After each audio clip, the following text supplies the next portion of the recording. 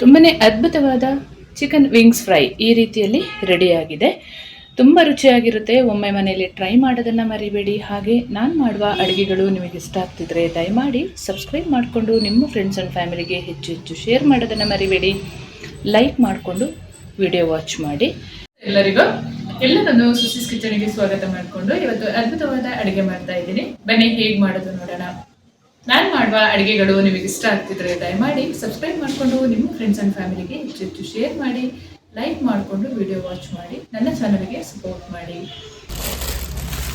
1 kgಷ್ಟು chicken ವಿಂಗ್ಸನ್ನು ತಗೊಂಡಿದ್ದೀನಿ. ನಾನು ಚೆನ್ನಾಗಿ ವಾಶ್ ಮಾಡಿಕೊಂಡು ಇದಕ್ಕೆ ಸ್ವಲ್ಪ ಉಪ್ಪು ಮತ್ತು ವಿನಿಗರ್ ಮತ್ತು ನೀರು ಹಾಕಿ ಒಂದು 15 ನಿಮಿಷ ಇಡಬೇಕು. ಚೆನ್ನಾಗಿ ಆಮೇಲೆ ವಾಶ್ ಮಾಡಿಕೊಳ್ಳುವಂಥದ್ದು. 1 kgಷ್ಟು ತೊಗೊಂಡಿದ್ದೀನಿ.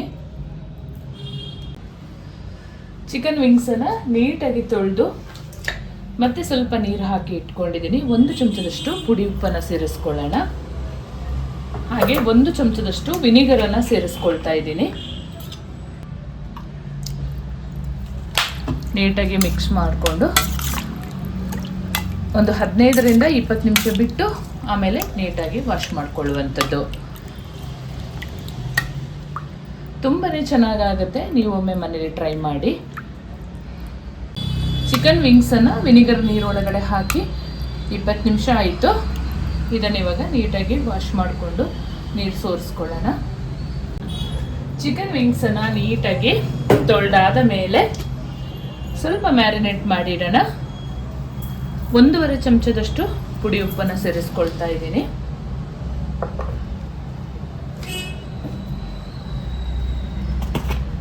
ಒಂದೂವರೆ ಚಮಚದಷ್ಟು ರೆಡ್ ಚಿಲ್ಲಿ ಪೌಡರ್ ಅಂದರೆ ಕಾಶ್ಮೀರಿ ಚಿಲ್ಲಿ ಪೌಡರನ್ನು ಸೇರಿಸ್ಕೊಳ್ತಾ ಇದ್ದೀನಿ.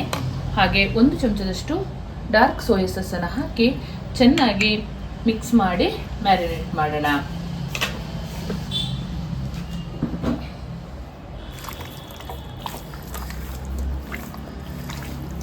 ಈ ಪ್ರಾಸೆಸ್ ತುಂಬಾ ಮುಖ್ಯ ಆಗುತ್ತೆ.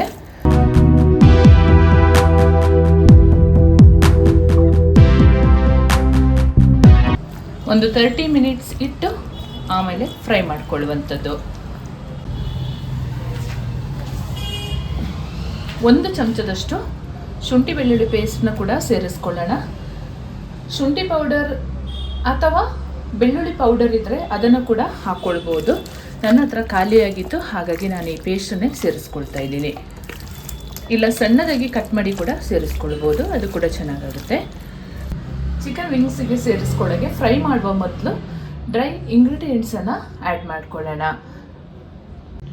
ಒಂದು ಬೌಲ್ ಅಥವಾ ಒಂದು ಕಪ್ ತಗೊಳ್ಳಿ. ಯಾಕೆಂತ ಹೇಳಿದರೆ ಕಾರ್ನ್ ಫ್ಲೋರ್ ಮತ್ತು ಮೈದಾ ಹಿಟ್ಟನ್ನು ಸೇರಿಸ್ಕೊಳ್ಬೇಕಲ್ಲ, ಅಳತೆ ಇದ್ದರೆ ತುಂಬಾ ಒಳ್ಳೆಯದಾಗುತ್ತೆ. ಒಂದು ಮಿಕ್ಸಿಂಗ್ ಬೌಲಲ್ಲಿ 1 ಕಪ್ಪಷ್ಟು ಮೈದಾ ಹಿಟ್ಟನ್ನು ಸೇರಿಸ್ಕೊಳ್ಳೋಣ. ನಾನು ಯಾವ ಕಪ್ಪಲ್ಲಿ ಮೈದಾ ಹಿಟ್ಟು ತೊಗೊಂಡಿದ್ದೀನಿ ಅದೇ ಕಪ್ಪಲ್ಲಿ ಅರ್ಧದಷ್ಟು ಕಾರ್ನ್ ಫ್ಲೋರನ್ನು ಸೇರಿಸ್ಕೊಳ್ಳೋಣ.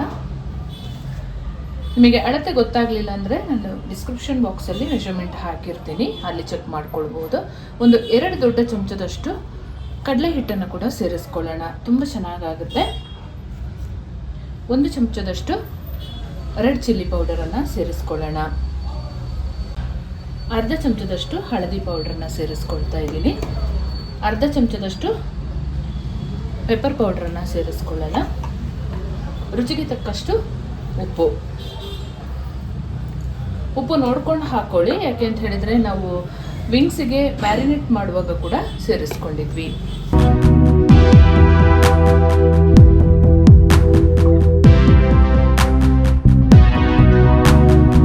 ಅರ್ಧ ಚಮಚದಷ್ಟು ಚಾಟ್ ಮಸಾಲ. ಎಲ್ಲವನ್ನು ನೀಟಾಗಿ ಮಿಕ್ಸ್ ಮಾಡ್ಕೊಳ್ಳೋಣ. ಮ್ಯಾರಿನೇಟ್ ಆದ ವಿಂಗ್ಸನ್ನು ನಾವೇನು ಡ್ರೈ ಇಂಗ್ರೀಡಿಯೆಂಟ್ಸ್ ರೆಡಿ ಮಾಡಿ ಇಟ್ಕೊಂಡಿದ್ವಲ್ಲ ಅದಕ್ಕೆ ಚೆನ್ನಾಗಿ ಈ ರೀತಿಯಲ್ಲಿ ಕೋಟ್ ಮಾಡಿಕೊಳ್ಬೇಕು. ಎಕ್ಸ್ಟ್ರಾ ಪೌಡರ್ ಇದ್ದರೆ ಈ ರೀತಿಯಲ್ಲಿ ಉದುರಿಸ್ಕೊಂಡು ಎಲ್ಲವನ್ನು ರೆಡಿ ಮಾಡಿಕೊಳ್ಬೇಕು. ಯಾಕೆಂತ ಹೇಳಿದರೆ ಎಣ್ಣೆಯಲ್ಲಿ ಜಾಸ್ತಿ ಪೌಡ್ರ್ ಇದ್ದರೆ ಅದಷ್ಟು ಚೆನ್ನಾಗಾಗಲ್ಲ, ಎಣ್ಣೆ ಒಂಥರ ಹಾಳಾಗುತ್ತೆ. ಹಾಗಾಗಿ ಈ ರೀತಿಯಲ್ಲಿ ಕೋಟ್ ಮಾಡಿಕೊಳ್ಬೇಕು.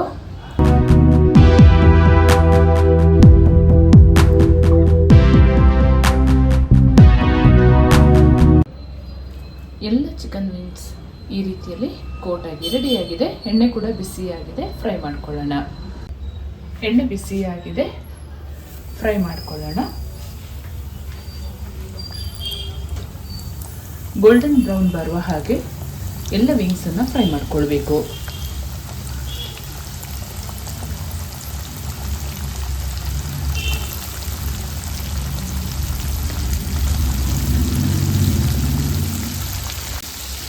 ನೀಟಾಗಿ ಮಿಕ್ಸ್ ಮಾಡ್ತಾ ಫ್ರೈ ಮಾಡ್ಕೊಳ್ಬೇಕು.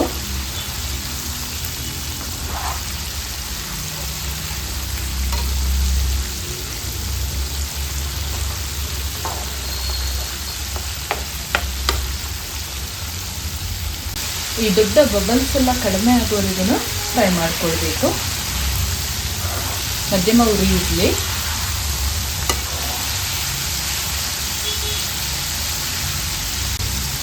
ವಿಂಗ್ಸ್ ಎಲ್ಲ ಚೆನ್ನಾಗಿ ಫ್ರೈ ಆಗಿದೆ, ತಗೊಳ್ಳೋಣ.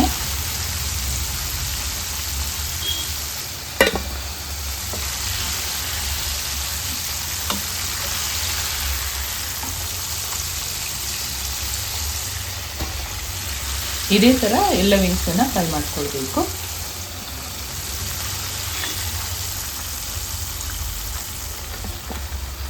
ಮಿಕ್ಸಿಂಗ್ ಬೌಲ್ ತಗೊಂಡು ಸಾಸ್ಗಳನ್ನು ಮಿಕ್ಸ್ ಮಾಡ್ಕೊಳ್ಳೋಣ. ಇದು ಫ್ರೈ ಆದ ಮೇಲೆ ಒಂದು ಜ್ಯೂಸಿಯಾಗಿ ಮಾಡಿಕೊಳ್ಳುವಂಥ ಒಂದು ಮೆಥಡ್. 2 ಚಮಚದಷ್ಟು ಜೇನುತುಪ್ಪ ಸೇರಿಸ್ಕೊಳ್ತೀನಿ, ತುಂಬಾ ಚೆನ್ನಾಗಾಗುತ್ತೆ. 2 ಚಮಚದಷ್ಟು ಟೊಮೆಟೊ ಕೆಚಪ್, 1 ಚಮಚದಷ್ಟು ಚಿಲ್ಲಿ ಸಾಸನ್ನು ಸೇರಿಸ್ಕೊಳ್ಳೋಣ. 1 ಚಮಚದಷ್ಟು ಸೋಯಾ ಸಾಸ್. ನೀಟಾಗಿ ಮಿಕ್ಸ್ ಮಾಡ್ಕೊಳ್ಳೋಣ.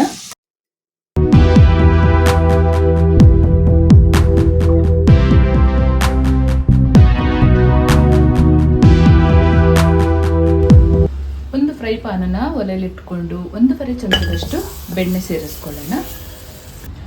ಬೆಣ್ಣೆ ಕರಗಿದ ಮೇಲೆ ನಾವು ಸಾಸನ್ನು ಮಿಕ್ಸ್ ಮಾಡಿ ಇಟ್ಕೊಂಡಿದ್ವಿ, ಅದನ್ನು ಸೇರಿಸ್ಕೊಂಡು ಫ್ರೈ ಮಾಡ್ಕೊಳ್ಳೋಣ.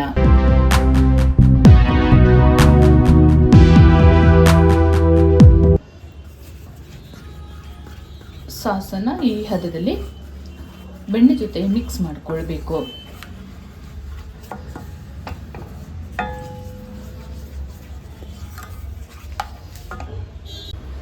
ಜೇನುತುಪ್ಪ ಸಾಸ್ ಎಲ್ಲ ಈ ರೀತಿಯಲ್ಲಿ ಮಿಕ್ಸ್ ಮಾಡ್ಕೊಂಡಿರಬೇಕು. ಆಮೇಲೆ ನಾವು ಫ್ರೈ ಮಾಡಿದ ಚಿಕನ್ ವಿಂಗ್ಸನ್ನು ಸೇರಿಸ್ಕೊಂಡ್ರೆ ತುಂಬಾ ಚೆನ್ನಾಗಾಗುತ್ತೆ.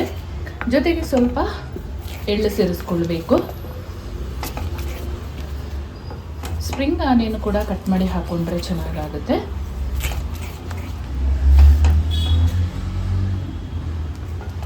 ಈ ಹದದಲ್ಲಿ ರೆಡಿಯಾದರೆ ಸಾಕು. ಇವಾಗ ಫ್ರೈ ಮಾಡಿದ ಚಿಕನ್ ವಿಂಗ್ಸನ್ನು ಸೇರಿಸ್ಕೊಂಡು ಮಿಕ್ಸ್ ಮಾಡ್ಕೊಳ್ಳೋಣ.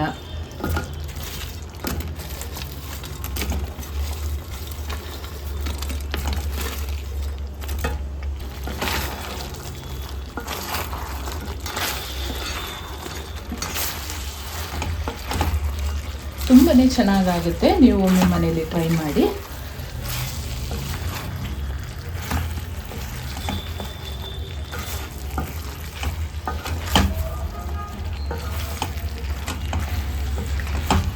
ಒಂದು 2 ನಿಮಿಷ ಹೈ ಫ್ಲೇಮಲ್ಲಿ ಮಿಕ್ಸ್ ಮಾಡ್ಕೊಳ್ಳಿ. ಆಮೇಲೆ ಲೋ ಮಾಡಿಕೊಂಡ್ರೆ ಆಯಿತು.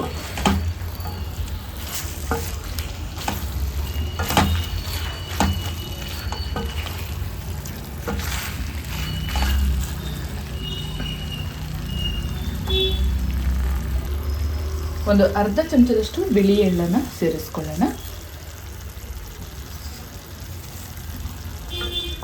ಚೆಂದ ಮಿಕ್ಸ್ ಮಾಡ್ಕೊಳ್ಳೋಣ.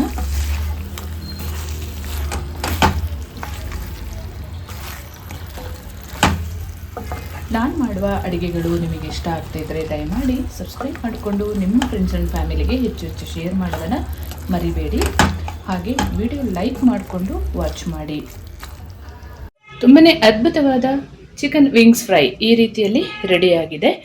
ತುಂಬ ರುಚಿಯಾಗಿರುತ್ತೆ. ಒಮ್ಮೆ ಮನೆಯಲ್ಲಿ ಟ್ರೈ ಮಾಡೋದನ್ನು ಮರಿಬೇಡಿ. ಹಾಗೆ ನಾನು ಮಾಡುವ ಅಡುಗೆಗಳು ನಿಮಗೆ ಇಷ್ಟ ಆಗ್ತಿದ್ರೆ ದಯಮಾಡಿ ಸಬ್ಸ್ಕ್ರೈಬ್ ಮಾಡಿಕೊಂಡು ನಿಮ್ಮ ಫ್ರೆಂಡ್ಸ್ ಆ್ಯಂಡ್ ಫ್ಯಾಮಿಲಿಗೆ ಹೆಚ್ಚು ಶೇರ್ ಮಾಡೋದನ್ನು ಮರಿಬೇಡಿ.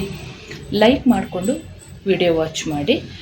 ಮುಂದೆ ಅದ್ಭುತವಾದ ಹೊಸ ಅಡುಗೆಯೊಂದಿಗೆ ನಿಮ್ಮನ್ನು ಭೇಟಿ ಮಾಡ್ತೀನಿ. ಅಲ್ಲಿವರೆಗೂ ತುಂಬ ಹೃದಯದ ಧನ್ಯವಾದಗಳು.